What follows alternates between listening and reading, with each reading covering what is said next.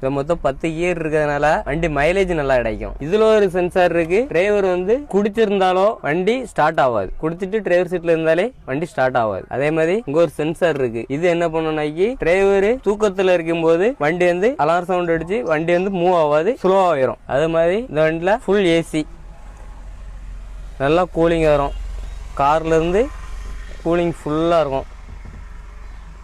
அதே மாதிரி வண்டி எம்டி வெயிட் வந்து 17,500 கிலோ. Load weight passing load 35 ton ஏத்தலாம். 35 டன் லோடு ஏத்தனட்டு வண்டியோட சேர்த்து 49 டன்னு, அதாவது 49,500 கிலோ. அதே மாதிரி இந்த வண்டியில ரிவர்ஸ் கேமரா உண்டு. அதுக்கு இங்க ஒரு சின்ன டிஸ்பிளே கொடுத்துருக்காங்க. கியர் நம்ம ரிவர்ஸ் கியர் போட்ட உடனே கேமரா ஆட்டோமேட்டிக்கா ஆன் ஆயிரும். அது மாதிரி இந்த வண்டியோட டிரைவர் சீட்ல மட்டும் இருந்தா போதும், இந்த வண்டியோட முழு கண்ட்ரோல் நம்ம கையில தான் இருக்கும். மேல உள்ள கண்ணாடியில பாத்தீங்கன்னா பின்ன ஃபுல்லா எல்லாமே தெரியும், பேக் வரைக்கும் பாடி. இந்த சின்ன மிரர்ல பாத்தீங்கன்னா ஆள் இதுல நம்ம டோருக்கு பக்கத்துலனாலே தெரியும். அது மாதிரி அந்த சைடுக்கு ஒரு கண்ணாடி இருக்கு மேல, அது லெப்ட் சைடு டோர் கிட்ட யாருனாலும் நமக்கு கரெக்டா துல்லியமா தெரியும். முன்னாடி ஒரு கிளாஸ் இருக்கு, அது வந்து ஃப்ரண்ட்ல யாருனாலும் நமக்கு தெரியும். வண்டியில இருந்து கீழே இறங்காமே வண்டி சுத்தி நம்ம பாத்துக்கலாம். அதே மாதிரி டீசல் டேங்க் 350 லிட்டர். இந்த வண்டியில ஒரு டேங்க் ஃபுல் பண்ணா 600 கிலோமீட்டர் ஓடும் வண்டி.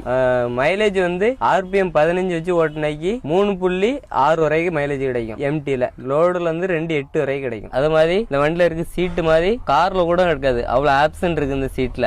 இந்த லிவர் எழுதிட்டு முன்னோம்னா முன்ன எவ்வளவு தேவையோ அட்ஜஸ்ட் பண்ணிக்கலாம், பின்ன தேவையோ அட்ஜஸ்ட் பண்ணிக்கலாம். இந்த லிவர் எப்படி செலுத்தாக்கி சீட்டு பின்ன சாஞ்சிக்கலாம். எல்லா வண்டியிலும் நார்மலா இருக்குது. அதோட மெயின் இந்த ஆப்ஷன் பயன்படுத்தணும்னா நம்ம வெயிட் தந்தாடி சீட்டு குலுங்காம மேலங்களும் ஏறி இறங்கிடும். அதே மாதிரி இந்த ஃபுல் ஏர் சீட்டு, இந்த சுவிட்சை போட்டாக்கி சீட்டு ஆட்டோமேட்டிக்கா ஃபுல் ஏர் தான், மேலே ஏறணும் ஏறி இறங்கிடும். ஒருவேளை இது வேண்டாம்னா இந்த சுவிட்சை மட்டும் ஆகிட்டோம்னா நார்மலா கீழே இறங்கிடும். அதே மாதிரி இந்த வண்டியில இந்த லாக்கு பார்த்துக்கிடுங்க. டிரைவருக்காண்டி அவங்களுக்கு தேவை தந்தாடி மேலே கீழே ஏற்றி இறக்கிக்கலாம், மேலும் தூக்கி கீழே இறக்கிடலாம்.